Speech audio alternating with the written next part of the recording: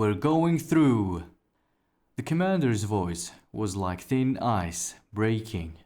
He wore his full dress uniform with the heavily braided white cap pulled down rakishly over one cold grey eye.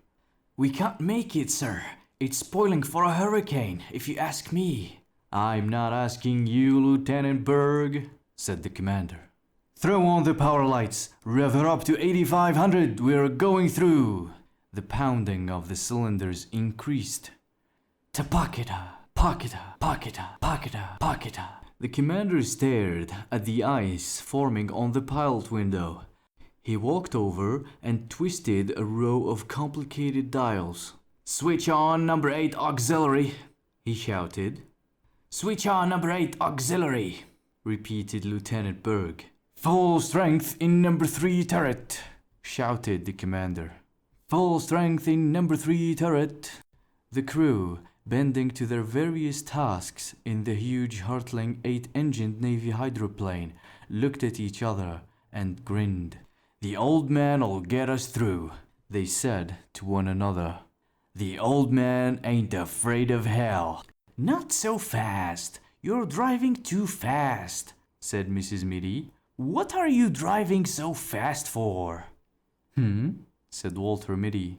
He looked at his wife in the seat beside him with shocked astonishment.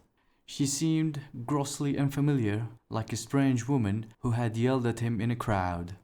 You are up to 55, she said. You know I don't like to go more than 40. You were up to 55. Walter Mitty drove on toward Waterbury in silence. The roaring of the SN-202 through the worst storm in 20 years of Navy flying, fading in the remote, intimate airways of his mind. You're tensed up again, said Mrs. Mitty. It's one of your days. I wish you'd let Dr. Renshaw look you over. Walter Mitty stopped the car in front of the building where his wife went to have her hair done. Remember to get those overshoes while I'm having my hair done, she said. I don't need overshoes, said Mitty. She put her mirror back into her bag. We've been all through that, she said, getting out of the car. You're not a young man any longer. He raised the engine a little.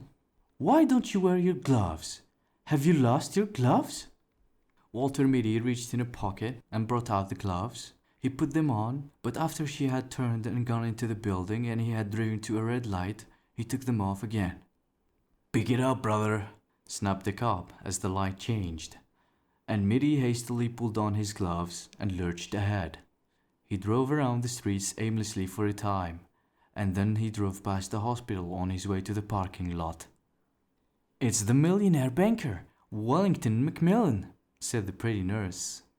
Yes, said Walter Mitty, removing his gloves slowly. Who has the case? Dr. Renshaw and Dr. Bembo, but there are two specialists here. Dr. Remington from New York and Mr. Pritchard Mitford from London. He flew over. A door opened down a long, cool corridor, and Dr. Renshaw came out. He looked distraught and haggard. Hello, Mitty, he said. We're having the devil's own time with Macmillan, the millionaire banker and close personal friend of Roosevelt.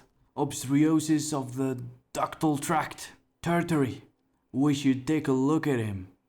Glad to, said Mitty. In the operating room there were whispered introductions. Dr. Remington, Dr. Mitty, Dr. Pritchard Mitford, Dr. Mitty. I've read your book on streptothracosis, said Pritchard Mitford, shaking hands. A brilliant performance, sir. Thank you, said Walter Mitty. Didn't know you were in the States, Mitty, grumbled Remington. Calls to Newcastle, bringing Mitford and me up here for a tertiary. You are very kind, said Mitty. A huge, complicated machine connected to the operating table with many tubes and wires began at this moment to go. Pocketa, pocketa, pocketa. The new anesthetizer is giving away, shouted an intern. There is no one in the East who knows how to fix it. Quiet, man, said Mitty in a low, cool voice. He sprang to the machine, which was now going pocketa, pocketa, queep, pocketa, queep. He began fingering delicately a row of glistening dials. Give me a fountain pen, he snapped, Someone handed him a fountain pen. He pulled the faulty piston out of the machine and inserted the pen in its place. "That will hold for 10 minutes, he said. "Get on with the operation." A nurse hurried over and whispered to Renshaw, and Mitty saw the man turn pale. "Coryopsis has set in," said Renshaw, nervously. "If you would take over, Mitty." Mitty looked at him, and at the craven figure of Benbow, who drank, and at the grave, uncertain faces of the two great specialists. "If you wish," he said. They slipped a white gown on him. He adjusted the mask and drew on thin gloves. Nurses handed him shining. "Back it up, Mac! Look out for that Buick!" Walter Mitty jammed on the brakes. "Wrong lane, Mac," said the parking lot attendant, looking at Mitty closely. "Gee, yeah," muttered Mitty. He began cautiously to back out of the lane marked "Exit Only." "Leave her sit there," said the attendant. "I'll put her away." Mitty got out of the car. Hey, better leave the key." "Uh-oh," said Mitty, handing the man the ignition key. The attendant vaulted into the car, backed it up with insolent skill, and put it where it belonged. "They're so damn cocky," thought Walter Mitty, walking along Main Street. "They think they know everything."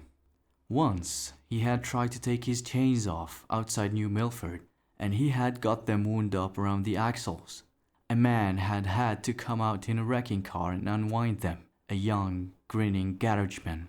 Since then, Mrs. Mitty always made him drive to a garage to have the chains taken off. "The next time," he thought, "I'll wear my right arm in a sling. They won't grin at me then. I'll have my right arm in a sling, and they'll see I couldn't possibly take the chains off myself." He kicked at the slash on the sidewalk. "Overshoes," he said to himself, and he began looking for a shoe store. When he came out into the street again, with the overshoes in a box under his arm, Walter Mitty began to wonder what the other thing was his wife had told him to get. She had told him twice before they set out for their house for Waterbury. In a way, he hated these weekly trips to town. He was always getting something wrong. Kleenex, he thought. Squibs? Razor blades? No. Toothpaste, toothbrush, bicarbonate, carborundum, initiative and referendum. He gave it up, but she would remember it. "Where's the what's-its-name?" she would ask. "Don't tell me you forgot the what's-its-name." A newsboy went by shouting something about the Waterbury trial. "Perhaps this will refresh your memory." The district attorney suddenly thrust a heavy automatic at the quiet figure on the witness stand. "Have you ever seen this before?" Walter Mitty took the gun and examined it expertly. "This is my Webley Vickers 5080, he said calmly. An excited buzz ran round the courtroom. The judge rapped for order. "You are a crack shot with any sort of firearms, I believe?" said the district attorney, insinuatingly. "Objection!" shouted Mitty's attorney. "We have shown that the defendant could not have fired the shot. We have shown that he wore his right arm in a sling on the night of the 14th of July.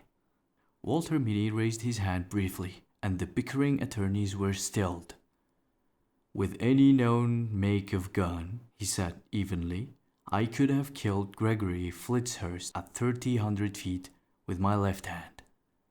Pandemonium broke loose in the courtroom. A woman's scream rose above the bedlam, and suddenly a lovely dark-haired girl was in Walter Mitty's arms. The district attorney struck at her savagely. Without rising from his chair, Mitty let the man have it on the point of the chin. "You miserable cur—" "Puppy biscuit," said Walter Mitty. He stopped walking, and the buildings of Waterbury rose up out of the misty courtroom and surrounded him again. A woman who was passing laughed. "He said puppy biscuit," she said to her companion. "That man said puppy biscuit to himself." Walter Mitty hurried on. He went into an A&P, not the first one he came to, but a smaller one, farther up the street. "I want some biscuit for small young dogs," he said to the clerk. "Any special brand, sir?"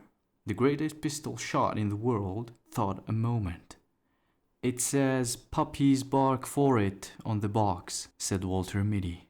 His wife would be through at the hairdresser's in 15 minutes. Mitty saw him looking at his watch. Unless they had trouble drying it. Sometimes they had trouble drying it. She didn't like to go to the hotel first. She would want him to be there, waiting for her as usual.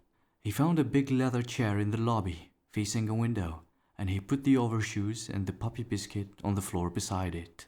He picked up an old copy of Liberty and sank down into the chair. Can Germany conquer the world through the air? Walter Mitty looked at the pictures of bombing planes and of ruined streets. The cannonading has got the wind up in young Raleigh, sir, said the sergeant. Captain Mitty looked up at him through tousled hair. Get him to bed, he said wearily, with the others. I'll fly alone. But you can't, sir, said the sergeant anxiously. It takes 2 men to handle that bomber, and the Archies are pounding hell out of the air. Von Rickman's circus is between here and Solier. Somebody's got to get the ammunition dump, said Mitty. I'm going over. Spot of brandy. He poured a drink for the sergeant and one for himself.